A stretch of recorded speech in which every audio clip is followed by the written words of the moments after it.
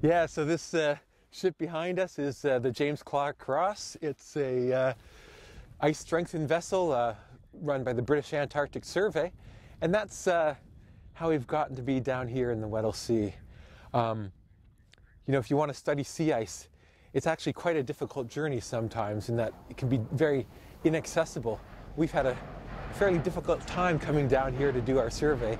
We've had a several-day transit from Stanley, and actually that was through the notorious Drake Passage. It was remarkably calm, so we're feeling pretty good. But then when we got here, we had some problems with our equipment. We had the submarine going under the ice, and it got lost or got stuck.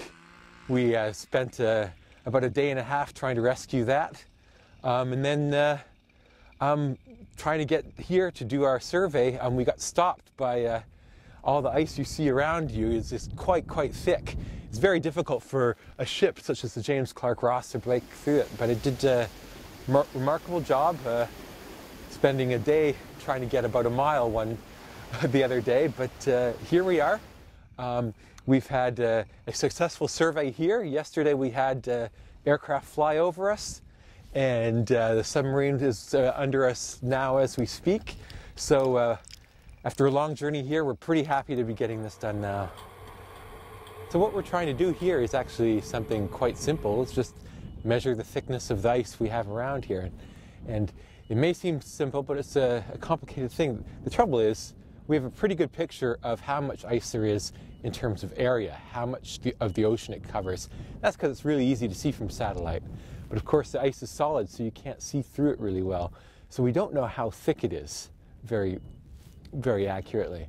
So the purpose of this cruise and this project is to measure the thickness of the ice.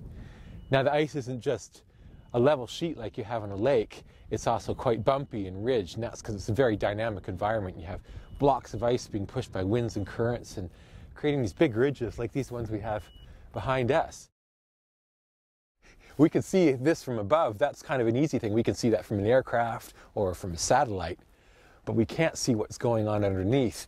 And that's what's so great about this project is we've got an AUV, or a robotic submarine, and it's flying underneath the sea ice right below us now, actually. And what it's doing is measuring the thickness of this ridge beneath the sea level. And so it's looking at it and doing the same thing that the aircraft is doing. It's getting a two-dimensional picture, scanning along the bottom with a sonar. And then we can see what this ridge looks like on the bottom. Well, it's important to study sea ice because sea ice covers quite a lot of the ocean, of the area of the Earth. It covers something like 7% of the surface of the ocean. And what it does in Antarctica and in the Arctic, it's very cold here. So if you didn't have the ice, the ocean would lose lots of heat to the atmosphere. So this forms kind of an insulating blanket over the ocean. And so it's regulating the exchange of heat with between the ocean and the atmosphere. And as you know, it's white, so it's reflecting the sun as well. So it's very important for the climate system.